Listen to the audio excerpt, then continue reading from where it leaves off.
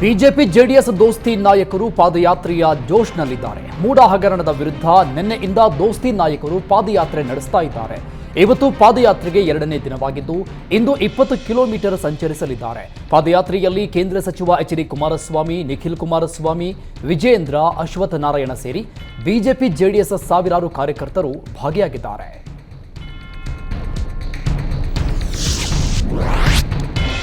ನಮ್ಮ ಪಾದಯಾತ್ರೆ ನೋಡಿ ಕಾಂಗ್ರೆಸ್ಗೆ ಗಾಬರಿಯಾಗಿದೆ. ರಾಜ್ಯದ ಜನರ ಪರವಾಗಿ ನಾವು ಸರ್ಕಾರಕ್ಕೆ ಪ್ರಶ್ನೆ ಕೇಳಿದ್ದೇವೆ. ನಮ್ಮ ಪ್ರಶ್ನೆಗಳಿಗೆ ಸಚಿವರು ಉತ್ತರಿಸಬೇಕು ಅಂತ ವಿಜೇಂದ್ರ ಆಗ್ರಹಿಸಿದ್ದಾರೆ. ಮೂಡ ಹಗರಣದ ಬಗ್ಗೆ ಉತ್ತರ ಕೊಡುವ ಬದಲು ಬೆದರಿಕೆ ಹಾಕ್ತಿದ್ದಾರೆ. ಸದನದಲ್ಲೂ ಅಕ್ರಮಗಳ ಬಗ್ಗೆ ಉತ್ತರ ಕೊಡಲಿಲ್ಲ. ಕಾಂಗ್ರೆಸ್ ನಾಯಕರು ಉತ್ತರ ಕೊಡುವವರೆಗೂ ನಾವು ಬಿಡಲ್ಲ ಅಂತ ವಿಜೇಂದ್ರ ಹೇಳಿದ್ರು. ಈ ಸರ್ಕಾರ ಹಗರಣಗಳ ಕೂಪವಾಗಿದೆ. ಈ ಸರ್ಕಾರದಲ್ಲಿ ಎಲ್ಲರೂ ಭ್ರಷ್ಟಾಚಾರ ಮಾಡ್ತಿದ್ದಾರೆ. ಪಿಎಸ್ಐ ಪರಶುರಾಮ್ ಸಹ ಒತ್ತಡದ ಕಾರಣಕ್ಕೆ ಮೃತಪಟ್ಟಿದ್ದಾರೆ. ಸ್ಥಳೀಯ ಶಾಸಕ ಹಣಕ್ಕಾಗಿ ಬೇಡಿಕೆ ಇಟ್ಟಿದ್ದೇ ಪೊಲೀಸ್ ಅಧಿಕಾರಿ ಸಾವಿಗೆ ಕಾರಣ ಅಂತ ವಿಜೇಂದ್ರ ಹೇಳಿದ್ದಾರೆ.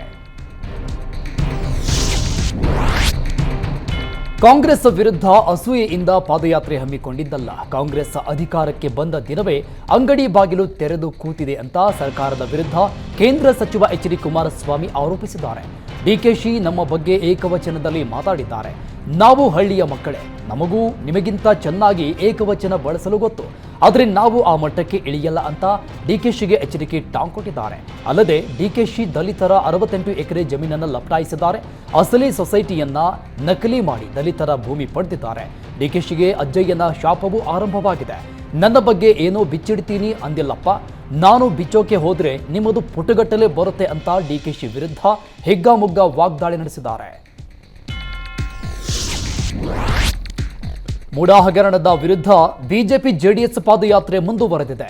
ಈ ಕುರಿತು ಜೆಡಿಎಸ್ ಯುವ ಘಟಕದ ಅಧ್ಯಕ್ಷ ನಿಖಿಲ್ ಕುಮಾರಸ್ವಾಮಿ ಪ್ರತಿಕ್ರಿಯಿಸಿದ್ದಾರೆ. ಮೂಡ ವಾಲ್ಮೀಕಿ ಹಗರಣದ ವಿರುದ್ಧ ಹೋರಾಟಕ್ಕಿಳಿದಿದ್ದೇವೆ. ಈ ಹೋರಾಟ ಕೇವಲ ಪಾದಯಾತ್ರೆಗೆ ಸೀಮಿತವಾಗಿಲ್ಲ, ತಾರ್ಕಿಕ ಅಂತ್ಯಕ್ಕೆ ತೆಗೆದುಕೊಂಡು ಹೋಗ್ತೇವೆ ಅಂತ ನಿಖಿಲ್ ಕುಮಾರಸ್ವಾಮಿ ಹೇಳಿದ್ರು. ಬ್ಯಾಂಕ್ ಮೂಲಕ ಅಕ್ರಮವಾಗಿ ಹಣ ವರ್ಗಾಯಿಸಿದ್ದಾರೆ. ರಾಜ್ಯದ ಇತಿಹಾಸದಲ್ಲೇ ಇದು ಅತಿದೊಡ್ಡ ಅಕ್ರಮ ಅಂತ ನಿಖಿಲ್ ಕುಮಾರಸ್ವಾಮಿ ಹೇಳಿದ್ದಾರೆ. ಮೂಡ ಹಗರಣದಲ್ಲಿ ಸಿಎಂ ನೇರವಾಗಿ ಭಾಗಿಯಾಗಿದ್ದಾರೆ. ಭ್ರಷ್ಟಾಚಾರದ ಹಗರಣದಲ್ಲಿ ಹೈಕಮಾಂಡ್ಗೂ ಹಣ ಹೋಗಿದೆ. ಒಂದು ವೇಳೆ ಹೈಕಮಾಂಡ್ ಹಣ ಪಡೆದಿಲ್ಲ ಅಂದಾದರೆ ಸಿದ್ದರಾಮಯ್ಯ ಕೂಡಲೇ ರಾಜೀನಾಮೆ ನೀಡಲಿ ಅಂತ ಕೇಂದ್ರ ಸಚಿವ ಪ್ರಹ್ಲಾದ್ ಜೋಶಿ ಆಗ್ರಹಿಸಿದ್ದಾರೆ. ಮೂಡ ಹಗರಣವನ್ನ ಸಿಬಿಐಗೆ ತನಿಖೆಗೆ ವಹಿಸಬೇಕು. ತಪ್ಪೇ ಮಾಡಿಲ್ಲ ಅಂದಾದರೆ ಕಾಂಗ್ರೆಸ್ ನಾಯಕರಿಗೆ ಭಯ ಯಾಕೆ? ಸಿಬಿಐ ತನಿಖೆಗೆ ನೀಡದೆ ತಪ್ಪಿಸಿಕೊಳ್ಳು ಗೇಮ್ ಪ್ಲಾನ್ ಮಾಡ್ತಿದ್ದಾರೆ. ಹಗರಣದಲ್ಲಿ ಸಿಎಂ ನೇರ ಪಾತ್ರವಿದೆ. ಹಾಗಾಗಿ ಸಿಎಂ ಸಿದ್ದರಾಮಯ್ಯ ರಾಜೀನಾಮೆ ನೀಡುವಂತೆ ಪ್ರಹ್ಲಾದ್ ಜೋಶಿ ಆಗ್ರಹಿಸಿದ್ದಾರೆ.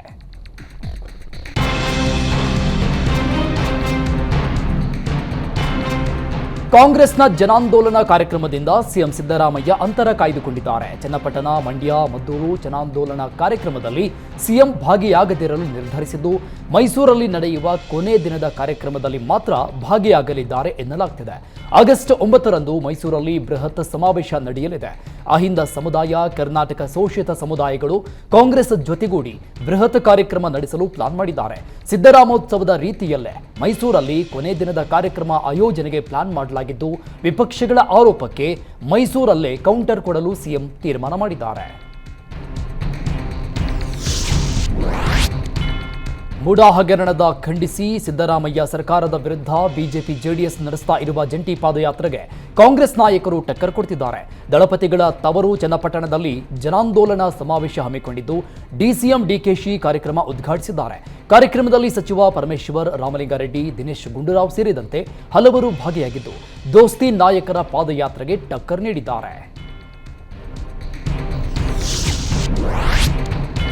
ಕಾಂಗ್ರೆಸ್ ಜನಾಂದೋಲನ ಸಮಾವೇಶದಲ್ಲಿ ದೋಸ್ತಿ ನಾಯಕರ ವಿರುದ್ಧ ಡಿಸಿಎಂ ಡಿಕೆಶಿ ಹರಿಹಾಯ್ದಿದ್ದಾರೆ. ಅಂದು ನಿಮ್ಮ ಯಡಿಯೂರಪ್ಪನವರೇ ಅಪ್ಪ ಮಗನನ್ನ ನಂಬಬೇಡಿ ಅಂತ ಹೇಳಿದ್ರು. ಈಗ ಬಿಜೆಪಿ ಜೆಡಿಎಸ್ ನಾಯಕರು ದಬ್ಬಾಡ್ತಿದ್ದೀರಿ ಅಂತ ವ್ಯಂಗ್ಯವಾಡಿದ್ದಾರೆ. ನಾನು ಫೇಸ್ ಟು ಫೇಸ್ ಫೈಟರ್, ನನ್ನ ಮೇಲೆ ಒಮ್ಮೆ ಸೋತಿದ್ದಿ, ಮತ್ತೊಮ್ಮೆ ಬೇಕಿದ್ರೆ ಫೈಟ್ ಮಾಡೋಣ ಬಾ ಅಂತ ಎಚ್ಡಿಕೆಗೆ ಡಿಕೆಶಿ ಸವಾಲ್ ಹಾಕಿದ್ದಾರೆ. ನಿಮ್ಮ ಅಣ್ಣನ ಮಕ್ಕಳ ಹಗರಣ ನಡೀತಲ್ಲ, ಯಾಕೆ ಬಿಜೆಪಿಯವರು ಚರ್ಚೆ ಮಾಡ್ತಿಲ್ಲ? ಈಗ ಗಂಡಸ್ತನದ ಬಗ್ಗೆ ಮಾತಾಡ್ತೀರಾ ಅಂತ ಪ್ರಶ್ನೆ ಮಾಡಿದ್ದಾರೆ. ಇಡೀ ದೇಶದ ಜನ ನಿಮ್ಮನ್ನು ನೋಡ್ತಾ ಇದ್ದಾರೆ. ಪಾಪ ವಿಮೋಚನೆ ಮಾಡಿಕೊಳ್ಳಲು ಪಾದಯಾತ್ರೆ ಮಾಡ್ತಾ ಇದ್ದೀರಿ. ರಾಜ್ಯದ ಜನರ ಮುಂದೆ ಇವರ ನವರಂಗಿ ಬಣ್ಣ ಬಯಲಾಗಿದೆ ಅಂತ ದೋಸ್ತಿ ಪಡೆ ವಿರುದ್ಧ ವಾಗ್ದಾಳಿ ನಡೆಸಿದ್ದಾರೆ. ಬಿಜೆಪಿ ಜೆಡಿಎಸ್ ಜಂಟಿ ಪಾದಯಾತ್ರೆ ವಿರುದ್ಧ ಶಾಸಕ ಶಿವಲಿಂಗೇಗೌಡ ಕಿಡಿಕಾರಿದ್ದಾರೆ. ದೋಸ್ತಿ ನಾಯಕರು ಪಾದಯಾತ್ರೆ ಮೂಲಕ ರಾಜ್ಯದ ಜನರಿಗೆ ಸುಳ್ಳು ಹೇಳಲು ಹೊರಟಿದ್ದಾರೆ. ಬಿಜೆಪಿ ಜೆಡಿಎಸ್ ಅಪವಿತ್ರ ಮೈತ್ರಿ ಮಾಡಿಕೊಂಡು ಕೆಟ್ಟ ಸಂಪ್ರದಾಯ ಹುಟ್ಟುಹಾಕಿದ್ದಾರೆ. ಜೆಡಿಎಸ್ ತಮ್ಮ ಸಿದ್ಧಾಂತ ಮರೆತು ಕೋಮುವಾದಿ ಬಿಜೆಪಿ ಜೊತೆ ಸೇರಿಕೊಂಡಿದೆ ಅಂತ ಹರಿಹಾಯ್ದರು. ಸಿದ್ದರಾಮಯ್ಯ ಪ್ರಾಮಾಣಿಕವಾಗಿ ಕೆಲಸ ಮಾಡ್ತಿದ್ದಾರೆ. ಬಿಜೆಪಿಯವರಿಗೆ ತಾಕತ್ತಿದ್ರೆ ನಮ್ಮ ಪ್ರಶ್ನೆಗಳಿಗೆ ಉತ್ತರ ಕೊಡಿ ಅಂತ ಸವಾಲ್ ಹಾಕಿದ್ದಾರೆ. ಸಿದ್ದರಾಮಯ್ಯ ವಿರುದ್ಧದ ಒಂದೇ ಒಂದು ಆಪಾದನೆಯನ್ನ ಪ್ರೂವ್ ಮಾಡಿ ಅಂತ ಬಿಜೆಪಿ ಜೆಡಿಎಸ್ ನಾಯಕರಿಗೆ ಶಿವಲಿಂಗೇಗೌಡ ಸವಾಲ್ ಹಾಕಿದ್ದಾರೆ. ಬಿಜೆಪಿ ಜೆಡಿಎಸ್ ಪಾದಯಾತ್ರೆ ವಿರುದ್ಧ ಗೃಹ ಸಚಿವ ಪರಮೇಶ್ವರ್ ಲೇವಡಿ ಮಾಡಿದ್ದಾರೆ. ಪಾದಯಾತ್ರೆ ಬೇಡ ಎಂದವರೇ ಫೋಟೋದಲ್ಲಿ ಮುಂದೆ ನಿಂತಿದ್ದಾರೆ. ಪಾದಯಾತ್ರೆ ಮಾಡಲೇಬೇಕು ಅಂತಿರೋ ಬಿಜೆಪಿ ಅಧ್ಯಕ್ಷರು ಹಿಂದೆ ನಿಂತಿದ್ದಾರೆ. ಇದರ ಅರ್ಥ ಏನು ಅಂತ ಪರಮೇಶ್ವರ್ ಕೇಂದ್ರ ಸಚಿವ ಎಚ್ಡಿಕೆಗೆ ಪರೋಕ್ಷ ಟಾಂಗ್ ಕೊಟ್ಟಿದ್ದಾರೆ. ಭ್ರಷ್ಟಾಚಾರದ ವಿರುದ್ಧ ಭ್ರಷ್ಟಾಚಾರಿಗಳು ಪಾದಯಾತ್ರೆ ಮಾಡ್ತಿದ್ದಾರೆ ಅಂತ ಯತ್ನಾಳ್ ಹೇಳಿದ್ದಾರೆ. ಯಾವ ಉದ್ದೇಶಕ್ಕಾಗಿ ಪಾದಯಾತ್ರೆ ಮಾಡ್ತಿದ್ದೀರಿ ಹೇಳಿ. ಈಗಾಗಲೇ ಜನ ನಿಮಗೆ ಬುದ್ಧಿ ಕಲಿಸಿದ್ದಾರೆ. ನಿಮ್ಮ 40% ಭ್ರಷ್ಟಾಚಾರ ಇಡೀ ದೇಶಕ್ಕೆ ಗೊತ್ತು. ನಿಮ್ಮ ತಟ್ಟೆಯಲ್ಲಿ ಹೆಗ್ಗಣ ಬಿದ್ದಿದೆ. ನಮ್ಮ ತಟ್ಟೆಯ ನೊಣದ ಬಗ್ಗೆ ಮಾತನಾಡ್ತೀರಲ್ಲ ಅಂತ ದೋಸ್ತಿಗಳ ವಿರುದ್ಧ ವ್ಯಂಗ್ಯವಾಡಿದ್ದಾರೆ.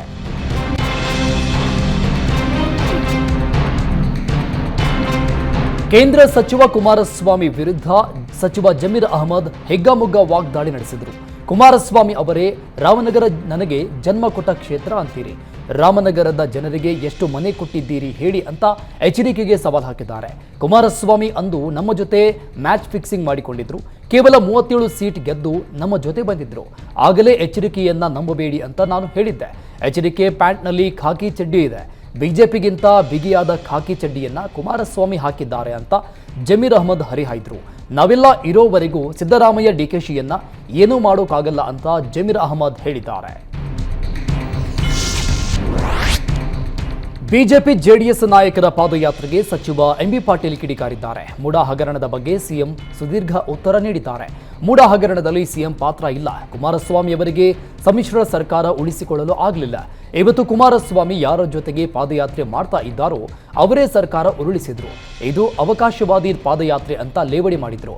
ಕುಮಾರಸ್ವಾಮಿ ಮೇಲೆ ಒತ್ತಡ ಹೇರಿ ದೆಹಲಿಯಲ್ಲಿ ಏನು ನಾಟಕ ನಡೆಯಿತು ಅಂತ ಗೊತ್ತಿದೆ. ಒಲದ ಮನಸ್ಸಿನಿಂದ ಕುಮಾರಸ್ವಾಮಿ ಪಾದಯಾತ್ರೆಗೆ ಬಂದಿದ್ದಾರೆ ಅಂತ ಸಚಿವ ಎಂಬಿ ಪಾಟೀಲ್ ಕಿಡಿಕಾರಿದ್ದಾರೆ. ರಾಜಭವನವನ್ನ ಬಿಜೆಪಿ ಕಚೇರಿ ಮಾಡಿಕೊಂಡಿದ್ದಾರೆ. ಸರ್ಕಾರಕ್ಕೆ ರಾಜ್ಯಪಾಲರು ಪತ್ರ ಬರೀತಾ ಇಲ್ಲ. ಬದಲಿಗೆ ಬಿಜೆಪಿ ಮಾಸ್ಟರ್ ಮೈಂಡ್ಗಳ ಪತ್ರಕ್ಕೆ ರಾಜ್ಯಪಾಲರು ಸಹಿ ಹಾಕ್ತಾ ಇದ್ದಾರೆ ಅಂತ ಬಿಜೆಪಿ ನಾಯಕರ ವಿರುದ್ಧ ಶಾಸಕ ರವಿಕುಮಾರ್ ಗಣಿಗ ವಾಗ್ದಾಳಿ ನಡೆಸಿದ್ದಾರೆ. ಸಿಎಂ ಸಿದ್ದರಾಮಯ್ಯ ಅವರನ್ನ ಅಧಿಕಾರದಿಂದ ಕೆಳಗಿಳಿಸಲು ಹುನ್ನಾರ ನಡೆಸಲಾಗ್ತಿದೆ. ಅದಕ್ಕಾಗಿ ದೊಂಬರಾಟ ಮಾಡಿಕೊಂಡು ಬರ್ತಿದ್ದಾರೆ. ಪಾದಯಾತ್ರೆಯಲ್ಲೂ ಬಿಜೆಪಿ ಜೆಡಿಎಸ್ ಕಿರಿಕ್ ಮಾಡಿಕೊಂಡಿದ್ದಾರೆ. ಬಿಜೆಪಿ ನಾಯಕರು ಅಧಿಕಾರದ ಹಪಹಪಿಯ ಗೊಂದಲದಲ್ಲಿದ್ದಾರೆ ಅಂತ ಶಾಸಕ ರವಿ ಗಣಿಗ ಆರೋಪಿಸಿದ್ದಾರೆ.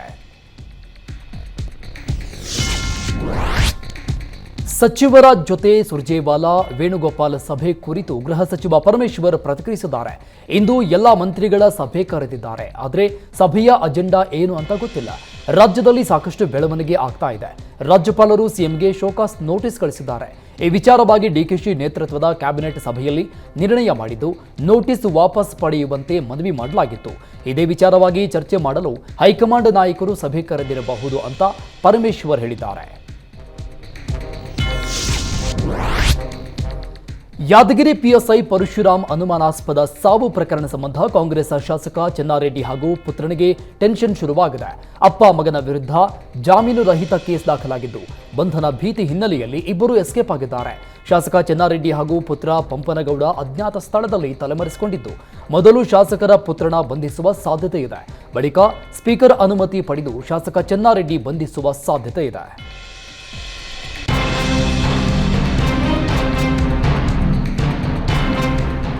ಪಿಎಸ್ಐ ಪರಶುರಾಮ್ ನಿಗೂಢ ಸಾವು ಪ್ರಕರಣವನ್ನ ಸರ್ಕಾರ ಸಿಐಡಿ ತನಿಖೆಗೆ ವಹಿಸ್ತಾ ಇದ್ದಂತೆ ಅಧಿಕಾರಿಗಳು ಅಲರ್ಟ್ ಆಗಿದ್ದಾರೆ. ಸಿಐಡಿ ಅಧಿಕಾರಿಗಳ ತಂಡ ಯಾದಗಿರಿಗೆ ಎಂಟ್ರಿ ಕೊಟ್ಟಿದ್ದು ಪ್ರಕರಣದ ತನಿಖೆ ಚುರುಕುಗೊಂಡಿದೆ. ಸಿಐಡಿ ಡಿವೈಎಸ್ಪಿ ಪುನೀತ್ ನೇತೃತ್ವದ ತಂಡ ಯಾದಗಿರಿ ಡಿವೈಎಸ್ಪಿ ಕಚೇರಿಗೆ ಆಗಮಿಸಿದ್ದು ಪ್ರಕರಣದ ಬಗ್ಗೆ ಸಂಪೂರ್ಣ ಮಾಹಿತಿ ಕಲೆ ಹಾಕಿದ್ದಾರೆ.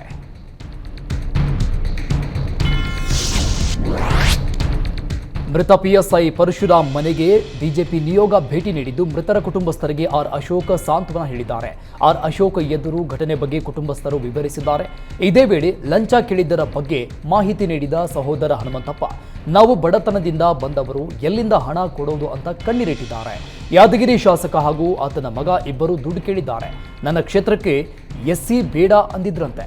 ಈ ಬಗ್ಗೆ ಪರಶುರಾಮ್ ನನ್ನ ಬಳಿ ಹೇಳಿದ್ದ ಅಂತ ಸೋದರ ಹನುಮಂತಪ್ಪ ಹೇಳಿದ್ದಾರೆ. ಪರಶುರಾಮ್ ಪತ್ನಿ ತಂದೆಗೆ ಕರೆ ಮಾಡಿದ ಅಶೋಕ್ ಆರೋಗ್ಯ ವಿಚಾರಿಸಿದ್ದಾರೆ. ನಾನು ಬಂದಿದ್ದೇನೆ, ಯಾವುದೇ ಕಾರಣಕ್ಕೂ ನಿಮಗೆ ಅನ್ಯಾಯವಾಗಲು ಬಿಡಲ್ಲ, ತಪ್ಪು ಮಾಡಿದವರಿಗೆ ಶಿಕ್ಷೆ ಕೊಡಿಸುವುದಾಗಿ ಭರವಸೆ ಕೊಟ್ಟಿದ್ದಾರೆ. ನಿನ್ನೆ ಅನುಮಾನಾಸ್ಪದವಾಗಿ ಮೃತಪಟ್ಟ ಪಿಎಸ್ಐ ಪರಶುರಾಮ್ ನಿವಾಸದಲ್ಲಿ ನೀರವ ಮೌನ ಆವರಿಸಿದೆ. ಮಗನನ್ನು ನೆನೆದು ಪೋಷಕರು ಕಣ್ಣೀರಿಡುತ್ತಿದ್ದಾರೆ. ಯಾರ ಮೇಲೆ ಕೇಸ್ ಆಗಿದೆಯೋ ಅವರನ್ನು ಬಂಧಿಸಿ ತಕ್ಕ ಶಿಕ್ಷೆ ವಿಧಿಸುವಂತೆ ಪರಶುರಾಮ್ ತಂದೆ ಜನಕಮುನಿ ಆಗ್ರಹಿಸಿದ್ದಾರೆ. ಸಾಯುವ ದಿನ ನಾನು ಪರಶುರಾಮ್ ಒಟ್ಟಿಗೆ ಊಟ ಮಾಡಿದ್ದೆವು. ಯಾಕೋ ಅವನ ಮುಖ ಒಂಥರ ಇತ್ತು. ಯಾಕೆ ಬೇಜಾರಲ್ಲಿದ್ದೀಯಾ ಅಂತ ಕೇಳಿದೆ. ಅದನ್ನ ಯಾಕೆ ಕೇಳ್ತೀಯಾ ಅಂದ. ತಾಯಿ ಕರೆ ಮಾಡಿ ಮಗನ ಬಗ್ಗೆ ವಿಚಾರಿಸಿದಾಗ ಆತ ಮಲಗಿದ್ದ. ತಾಯಿ ಎಬ್ಬಿಸು ಎಂದಾಗ ಹೋಗಿ ನೋಡಿದರೆ ಆತನ ದೇಹ ಕಪ್ಪಾಗಿ ಮೂಗಿನಿಂದ ರಕ್ತ ಬರ್ತಾ ಇತ್ತು. ನನ್ನ ಮಗ ಕಷ್ಟಪಟ್ಟು ಈ ಸ್ಥಾನಕ್ಕೆ ಬಂದಿದ್ದ, ಅವನಿಗೆ ಹೀಗಾಗಬಾರದಿತ್ತು ಅಂತ ತಂದೆ ಜನಕಮುನಿ ಕಣ್ಣೀರಿಟ್ಟಿದ್ದಾರೆ. ಪಿಎಸ್ಐ ಪರಶುರಾಮ್ ಅನುಮಾನಾಸ್ಪದ ಸಾವು ಪ್ರಕರಣ ಸಂಬಂಧ ಸೋದರ ಹನುಮಂತಪ್ಪ ಪ್ರತಿಕ್ರಿಯಿಸಿದ್ದಾರೆ. ಯಾದಗಿರಿಯಲ್ಲಿ ಮುಂದುವರಿಯಲು ಶಾಸಕರು 35 ಲಕ್ಷ ಕೇಳಿದ್ದರು ಅಂತ ಪರಶುರಾಮ್ ನನಗೆ ಹೇಳಿದ್ರು. ನನಗೆ ಹಣ ಬೇಕು ಕೊಡು ಅಂದಿದ್ರು, ಆದರೆ ನಾನು ಹಣ ಕೊಡುವ ಸ್ಥಿತಿಯಲ್ಲಿ ಇರಲಿಲ್ಲ ಅಂತ ಪರಶುರಾಮ್ ಸೋದರ ಹೇಳಿದ್ದಾರೆ. ನನ್ನ ಕ್ಷೇತ್ರದಲ್ಲಿ ಎಸ್ಸಿ ಜನಾಂಗದವರು ಇರಬಾರದು ಎಂದಿದ್ದರಂತೆ. ಶಾಸಕರ ಕಿರುಕುಳದ ಬಗ್ಗೆ ಪ್ರಿಯಾಂಕ್ ಖರ್ಗೆ ಬಳಿಯೂ ಹೇಳಿದ್ದ. ಪರಶುರಾಮ್ ಸಾವಿಗೆ ನ್ಯಾಯ ಸಿಗಬೇಕಂದ್ರೆ ಅವರ ಪತ್ನಿಗೆ ಪಿಎಸ್ಐ ಹುದ್ದೆ ನೀಡಬೇಕು, ಶಾಸಕರನ್ನು ಬಂಧಿಸಬೇಕು ಅಂತ ಹನುಮಂತಪ್ಪ ಆಗ್ರಹಿಸಿದ್ದಾರೆ. ಯಾದಗಿರಿ ಪಿಎಸ್ಐ ಪರಶುರಾಮ್ ಸಾವು ಪ್ರಕರಣದಲ್ಲಿ ರಾಜಕೀಯ ಜಟಾಪಟಿ ಜೋರಾಗಿದೆ. ಈ ಕುರಿತು ಸಂಸದ ಬಸವರಾಜ ಬೊಮ್ಮಾಯಿ ಪ್ರತಿಕ್ರಿಯಿಸಿದ್ದು ಸರ್ಕಾರದ ವಿರುದ್ಧ ಆಕ್ರೋಶ ಹೊರಹಾಕಿದ್ದಾರೆ. ಸರ್ಕಾರ ಬಂದಾಗಿನಿಂದಲೂ ವರ್ಗಾವಣೆ ದಂಧೆ ನಡೀತಾ ಇದೆ. ಸರ್ಕಾರದ ನೀತಿಯಿಂದಾಗಿ ಅಧಿಕಾರಿಗಳು ಹಿಂಸೆ ಅನುಭವಿಸ್ತಾ ಇದ್ದಾರೆ. ಪರಿಣಾಮವಾಗಿ ಈ ರೀತಿ ಆತ್ಮಹತ್ಯೆಗಳು ನಡೀತಾ ಇವೆ ಅಂತ ಸರ್ಕಾರದ ವಿರುದ್ಧ ವಾಗ್ದಾಳಿ ನಡೆಸಿದ್ದಾರೆ. ಈ ಸರ್ಕಾರದಲ್ಲಿ ಮೇಲಿನಿಂದ ಕೆಳಗಿನವರೆಗೆ ಭ್ರಷ್ಟಾಚಾರವೇ ತುಂಬಿದೆ. ಸರ್ಕಾರದಲ್ಲಿ ಅಭಿವೃದ್ಧಿ ಕಾರ್ಯಗಳಿಗೆ ಹಣವಿಲ್ಲ. ಶಾಸಕರೆಲ್ಲ ಗಂಟು ಮಾಡಿಕೊಳ್ಳಲು ಮುಂದಾಗಿದ್ದಾರೆ. ವರ್ಗಾವಣೆ ಮೂಲಕ ದುಡ್ಡು ಮಾಡಿಕೊಳ್ಳಿ ಅಂತ ಸಿಎಂ ಹೇಳಿದ್ದಾರೆ. ವರ್ಗಾವಣೆ ಮಾಡಲು ಕರಪ್ಷನ್ ಮಾಡ್ತಿದ್ದಾರೆ ಅಂತ ಸರ್ಕಾರದ ವಿರುದ್ಧ ಸಂಸದ ಬಸವರಾಜ ಬೊಮ್ಮಾಯಿ ಹರಿಹಾಯ್ದಿದ್ದಾರೆ.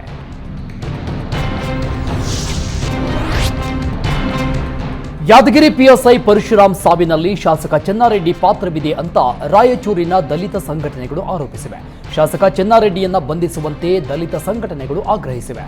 ಪರಶುರಾಮ್ ಸಾವಿಗೆ ನ್ಯಾಯ ಒದಗಿಸಿಕೊಡಬೇಕು. ಶಾಸಕರ ಒತ್ತಡದಿಂದಲೇ ಪರಶುರಾಮ್ ಕೊಲೆಯಾಗಿದೆ. ಕೂಡಲೇ ಶಾಸಕರನ್ನ ಬಂಧಿಸಿ ನ್ಯಾಯ ಒದಗಿಸುವಂತೆ ದಲಿತ ಸಂಘಟನೆಗಳ ಮುಖಂಡರು ಆಗ್ರಹಿಸಿದ್ದಾರೆ. ಕಾರ್ಕಳ ಪರಶುರಾಮ್ ಥೀಮ್ ಪಾರ್ಕ್ನಲ್ಲಿ ಹಗರಣ ಸಂಬಂಧ ಬೆಂಗಳೂರಿನ ಗೋಡೌನ್ನಲ್ಲಿ ಕಾರ್ಕಳ ಪೊಲೀಸರು ಮಹಜರ್ ನಡೆಸಿದ್ದಾರೆ. ಕೆಂಗೇರಿ ಬಳಿಯ ಗೋಡೌನ್ನಲ್ಲಿ ಸಂಗ್ರಹಿಸಿದ ಪ್ರತಿಮೆಗೆ ಬೇಕಾದ 9 ಟನ್ ಬಿಡಿ ಭಾಗಗಳನ್ನು ವಶಕ್ಕೆ ಪಡೆದಿದ್ದಾರೆ. ಆದರೆ ಕಾಂಗ್ರೆಸ್ ನಾಯಕ ಉದಯ್ ಶೆಟ್ಟಿ ಸೂಚನೆಯಂತೆ ಪೊಲೀಸರು ಮಹಜರ್ ನಡೆಸಿದ್ರ ಅನ್ನೋ ಅನುಮಾನ ಶುರುವಾಗಿದ್ದು, ಈ ಬಗ್ಗೆ ಪರಶುರಾಮ್ ಪ್ರತಿಮೆಯ ಶಿಲ್ಪಿ ಕೃಷ್ಣ ನಾಯಕ್ ಗಂಭೀರ ಆರೋಪ ಮಾಡಿದ್ದಾರೆ. ನೋಟಿಸ್ ನೀಡದೆ ಏಕಾಏಕಿ ಬಂದು ಮಹಜರ್ ಮಾಡಿದ್ದಾರೆ. 9 ಟನ್ ತೂಕದ ಮೂರ್ತಿಯ ಬಿಡಿ ಭಾಗಗಳನ್ನು ಪೊಲೀಸರು ಕೊಂಡೊಯ್ದಿದ್ದಾರೆ ಅಂತ ಪೊಲೀಸರು ಉದಯ್ ಶೆಟ್ಟಿ ವಿರುದ್ಧ ಶಿಲ್ಪಿ ಕೃಷ್ಣ ನಾಯಕ್ ಆರೋಪಿಸಿದ್ದಾರೆ. ಪರಶುರಾಮ್ ಥೀಮ್ ಪಾರ್ಕ್ ವಿವಾದ ದಿನೇ ದಿನೇ ತಾರಕಕ್ಕೇರುತ್ತಾ ಇದೆ. ಪೊಲೀಸರು ಗೋಡೌನ್ಗೆ ನುಗ್ಗಿ ಬಿಡಿ ಭಾಗಗಳನ್ನು ಸೀಸ್ ಮಾಡಿದ್ದರ ಬಗ್ಗೆ ಮಾಜಿ ಸಚಿವ ಸುನಿಲ್ ಕುಮಾರ್ ಪ್ರತಿಕ್ರಿಯಿಸಿದ್ದಾರೆ. ಪೊಲೀಸರು ಗೋದಾಮಿನ ಮೇಲೆ ದಾಳಿ ಮಾಡಿದ್ದರ ಬಗ್ಗೆ ಡಿಸಿ ಉತ್ತರ ನೀಡಬೇಕು. ಇಲ್ಲಿ ಪೊಲೀಸ್ ಗುಂಡಾಗಿರಿ ನಡೆಯಲ್ಲ. ಕಾಂಗ್ರೆಸ್ ನಾಯಕರನ್ನ ಮುಂದಿಟ್ಟುಕೊಂಡು ಗೋಡೌನ್ಗೆ ನುಗ್ಗಿದ್ದನ್ನ ನೋಡಿದ್ರೆ ಇವರು ಯಾವ ರೀತಿ ತನಿಖೆ ಮಾಡ್ತಾ ಇದ್ದಾರೆ ಗೊತ್ತಾಗುತ್ತೆ. ಈ ಪ್ರಕರಣವನ್ನ ಸಿಬಿಐ ಇಂಟರ್ಪೋಲ್ಗೆ ಕೊಡಿ ಅಂತ ನಾನೇ ಸಿಎಂಗೆ ಪತ್ರ ಬರೆದಿದ್ದೆ. ಇವರು ಏನು ತನಿಖೆ ಮಾಡದೆ ಸುಮ್ಮನೆ ಪ್ರವಾಸೋದ್ಯಮ ಹಾಳು ಮಾಡ್ತಾ ಇದ್ದಾರೆ ಅಂತ ಸರ್ಕಾರದ ವಿರುದ್ಧ ಆಕ್ರೋಶ ವ್ಯಕ್ತಪಡಿಸಿದ್ದಾರೆ. ಗದಗ ಮಾರ್ಕೆಟ್ನಲ್ಲಿ ಕವರ್ ಸ್ಟೋರಿ ವರದಿ ಸಂಚಲನ ಮೂಡಿಸಿದೆ. ಕಲರ್ ಮಾಫಿಯಾ ವಿರುದ್ಧ ಕವರ್ ಸ್ಟೋರಿ ವರದಿ ಪ್ರಸಾರವಾಗ್ತಾ ಇದ್ದಂತೆ ಅಧಿಕಾರಿಗಳು ಕಾರದ ಪುಡಿ ಅಡ್ಡೆ ಅಂಗಡಿಗಳ ಮೇಲೆ ದಾಳಿ ನಡೆಸಿದ್ದಾರೆ. ದಂಧೆಕೋರರು ಲೈಸೆನ್ಸ್ ಇಲ್ಲದೆ ಕಾರದ ಪುಡಿ ಮಾರ್ತಾ ಇದ್ರು. ಖಚಿತ ಮಾಹಿತಿ ಆಧರಿಸಿ ಅಧಿಕಾರಿಗಳು ದಾಳಿ ಮಾಡಿದ್ರು. ದಾಳಿ ವೇಳೆ ನಿಷೇಧಿತ ಆಯಿಲ್ ಕಲರ್ ಪ್ಯಾಕೆಟ್ಗಳು ಸಹ ಪತ್ತೆಯಾಗಿವೆ. ಮೆಣಸಿನಕಾಯಿ ನೈಸ್ ಮಾಡಿ ಪಾಲಿಶ್ ಮಾಡ್ತೇವೆ ಅಂತ ಸಬೂಬು ಹೇಳಿದ್ದಾರೆ. ಅಂಗಡಿಯಲ್ಲಿದ್ದ 21 ಕೆಜಿ 700 ಗ್ರಾಂ ಕಲರ್ ಸೀಸ್ ಮಾಡಲಾಗಿದೆ. ಅಂಗಡಿ ಮಾಲೀಕ ವ್ಯಾಪಾರಿಗಳಿಗೆ ತಿಳುವಳಿಕೆ ನೋಟಿಸ್ ಜಾರಿ ಮಾಡಿದ್ದು, ಬೆಳಗಾವಿ FSSAI ಲ್ಯಾಬೊರೇಟರಿಗೆ ಸ್ಯಾಂಪಲ್ ರವಾನಿಸಲಾಗಿದೆ. ಮೂಲಭೂತ ಹಕ್ಕುಗಳನ್ನು ಈಡೇರಿಸುವಂತೆ ಆಗ್ರಹಿಸಿ BR ಅಂಬೇಡ್ಕರ್ ಯುವಕರ ಸಂಘ ತಾಲೂಕು ಕಚೇರಿಗೆ ಮುತ್ತಿಗೆ ಹಾಕಿ ಪ್ರತಿಭಟನೆ ನಡೆಸಿದ್ದಾರೆ. ಅಂಬೇಡ್ಕರ್ ಯುವಕರ ಸಂಘದ ರಾಜ್ಯಾಧ್ಯಕ್ಷ ಮರಸೂರು ಕೃಷ್ಣಪ್ಪ ನೇತೃತ್ವದಲ್ಲಿ ನಡೆದ ಪ್ರತಿಭಟನೆಯಲ್ಲಿ ನೂರಾರು ಮಂದಿ ಭಾಗಿಯಾಗಿದ್ದರು. ಆನೇಕಲ್ನ AASB ಕಾಲೇಜು ಮೈದಾನದಿಂದ ತಹಶೀಲ್ದಾರ್ ಕಚೇರಿಯವರೆಗೆ ಮೆರವಣಿಗೆ ಮಾಡಲಾಯಿತು. ಇದೇ ಸಂದರ್ಭದಲ್ಲಿ ಮಾತನಾಡಿದ ಮರಸೂರು ಕೃಷ್ಣಪ್ಪ, ಸ್ವತಂತ್ರ ಬಂದು 74 ವರ್ಷ ಕಳೆದರೂ ಮೂಲಭೂತ ಹಕ್ಕುಗಳು ಸರಿಯಾಗಿ ಸಿಗ್ತಿಲ್ಲ, ಅಧಿಕಾರಿಗಳು ಸರಿಯಾಗಿ ಕೆಲಸ ಮಾಡ್ತಿಲ್ಲ ಅಂತ ಆಕ್ರೋಶ ವ್ಯಕ್ತಪಡಿಸಿದ್ದಾರೆ.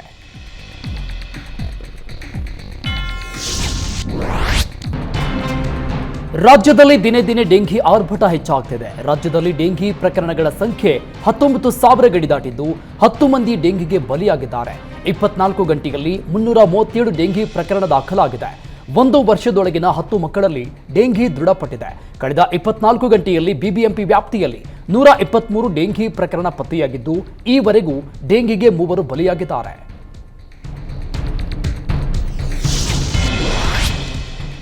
ನಮ್ಮ ಮೆಟ್ರೋದಲ್ಲಿ ಸಾಲು ಸಾಲು ಅವಘಡ ಸಂಭವಿಸಿದ್ರೂ ಅಧಿಕಾರಿಗಳು ಮಾತ್ರ ಎಚ್ಚೆತ್ತುಕೊಳ್ಳುತ್ತಿಲ್ಲ. ನಿನ್ನೆ ರಾತ್ರಿ ದೊಡ್ಡಕಲ್ಲಸಂದ್ರದ ಮೆಟ್ರೋ ಹಳಿ ಮೇಲೆ ಹಾರಿ ವ್ಯಕ್ತಿಯೊಬ್ಬ ಆತ್ಮಹತ್ಯೆ ಮಾಡಿಕೊಂಡಿದ್ದ. ವ್ಯಕ್ತಿ ಹಳಿ ಮೇಲೆ ಹಾರ್ತಾ ಇದ್ದಂತೆ ಕರೆಂಟ್ ಕಟ್ ಆಗಿ ಮೆಟ್ರೋ ಸಂಚಾರ ಸ್ಥಗಿತಗೊಂಡಿತ್ತು. ಹಳಿ ಮೇಲೆ ಮೃತದೇಹ ಇದ್ದ ಕಾರಣ ಅರ್ಧ ದಾರಿಯಲ್ಲೇ ಮೆಟ್ರೋದಲ್ಲಿದ್ದ ಪ್ರಯಾಣಿಕರನ್ನ ಕೆಳಗಿಳಿಸಿದ್ದಾರೆ. ಬಳಿಕ ಮೆಟ್ರೋ ಟ್ರ್ಯಾಕ್ ಬ್ರಿಡ್ಜ್ ಮೇಲೆ ಪ್ರಯಾಣಿಕರು ನಡೆದುಕೊಂಡು ಬಂದಿದ್ದಾರೆ. ಏನೇ ಅವಘಡ ಸಂಭವಿಸಿದ್ರೂ ಪವರ್ ಕಟ್ ಮಾಡ್ತಾರೆ. ಕೇವಲ ಪವರ್ ಕಟ್ ಮಾಡೋದಷ್ಟಕ್ಕೆ BMRCL ಸೀಮಿತವಾಯ್ತಾ ಅಂತ ಸೋಷಿಯಲ್ ಮೀಡಿಯಾದಲ್ಲಿ ಸಾರ್ವಜನಿಕರು ಆಕ್ರೋಶ ವ್ಯಕ್ತಪಡಿಸುತ್ತಿದ್ದಾರೆ. ಮಹಾರಾಷ್ಟ್ರ ಮತ್ತು ಕೃಷ್ಣಾ ನದಿ ಮೇಲ್ಭಾಗದಲ್ಲಿ ಭಾರಿ ಮಳೆ ಆಗ್ತಾ ಇದೆ. ಕೃಷ್ಣಾ ನದಿ ತೀರದಲ್ಲಿ ಮಳೆ ಇಲ್ಲದಿದ್ರೂ ನಾರಾಯಣಪುರ ಜಲಾಶಯದಿಂದ ಬಿಟ್ಟ ನೀರಿನಿಂದಾಗಿ ಪ್ರವಾಹದ ಭೀತಿ ಎದುರಾಗಿದೆ. ರಾಯಚೂರು ಜಿಲ್ಲೆಯ ಲಿಂಗಸಗೂರು, ದೇವದುರ್ಗ ಹಾಗೂ ರಾಯಚೂರು ತಾಲೂಕಿನಲ್ಲಿ ನೆರೆ ಪರಿಸ್ಥಿತಿ ಏರ್ಪಟ್ಟಿದೆ. ಕಾಡ್ಲೂರು ಗ್ರಾಮದ 3 ದೇವಸ್ಥಾನ ಮುಳುಗಡೆಯಾಗಿದ್ದು, ಕೃಷ್ಣಾ ನದಿ ತೀರದಲ್ಲಿ ನೂರಾರು ರೈತರ ಪಂಪ್ ಸೆಟ್ಗಳು ಮುಳುಗಡೆಯಾಗಿದ್ದು, ರೈತರು ಆತಂಕಗೊಳಗಾಗಿದ್ದಾರೆ. ಭಾರೀ ಮಳೆಯಿಂದಾಗಿ ಕೃಷ್ಣಾ ನದಿ ಉಕ್ಕಿ ಹರಿತಾ ಇದೆ. ಕಾಗವಾಡ ತಾಲೂಕಿನ ಗ್ರಾಮಗಳಿಗೆ ನೀರು ನುಗ್ಗಿದ್ದು, ಜಾನುವಾರುಗಳಿಗೆ ಮೇವಿನ ಕೊರತೆ ಎದುರಾಗಿದೆ. ಕೃಷ್ಣಾ, ಕಿತ್ತೂರು, ಬನಜವಾಡ, ಕಾತ್ರಾಳ ಸೇರಿದಂತೆ 10ಕ್ಕೂ ಅಧಿಕ ಗ್ರಾಮದ ಜನ ತಮ್ಮ ಜಾನುವಾರುಗಳ ಸಮೇತ ಕಾಳಜಿ ಕೇಂದ್ರಕ್ಕೆ ಶಿಫ್ಟ್ ಆಗಿದ್ದಾರೆ. ಕಾಳಜಿ ಕೇಂದ್ರಗಳಲ್ಲೂ ಜಾನುವಾರುಗಳು ಮೇವಿಲ್ಲದೆ ಪರದಾಡ್ತಾ ಇದ್ದು, ಹಸುಗಳ ಹಸಿವು ನೀಗಿಸಲು ರೈತರು ಪರದಾಡ್ತಿದ್ದಾರೆ. ಮುಳುಗಡೆಯಾದ ಸೇತುವೆ ಮೇಲೆ ಸರ್ಕಸ್ ಮಾಡಿಕೊಂಡು ಹೋಗಿ ಮೇವು ತರುತ್ತಿದ್ದಾರೆ. ಜಿಲ್ಲಾಡಳಿತ ಸರಿಯಾಗಿ ಮೇವು ಒದಗಿಸ್ತಾ ಇಲ್ಲ ಅಂತ ರೈತರು ಆಕ್ರೋಶ ವ್ಯಕ್ತಪಡಿಸಿದ್ದಾರೆ.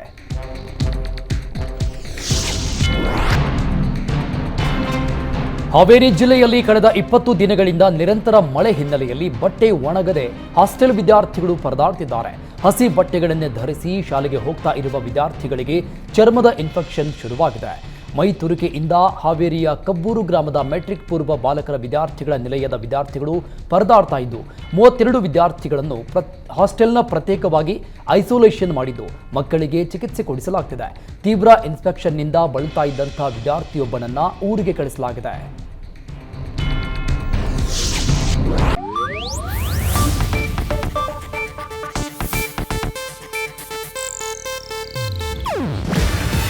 ಇದು ಏಷ್ಯಾನೆಟ್ ನ್ಯೂಸ್ ನೆಟ್ವರ್ಕ್ ಪ್ರಸ್ತುತಿ. ನೀವು ನೋಡ್ತಿದ್ದೀರಾ ಏಷ್ಯಾನೆಟ್ ಸುವರ್ಣ ನ್ಯೂಸ್.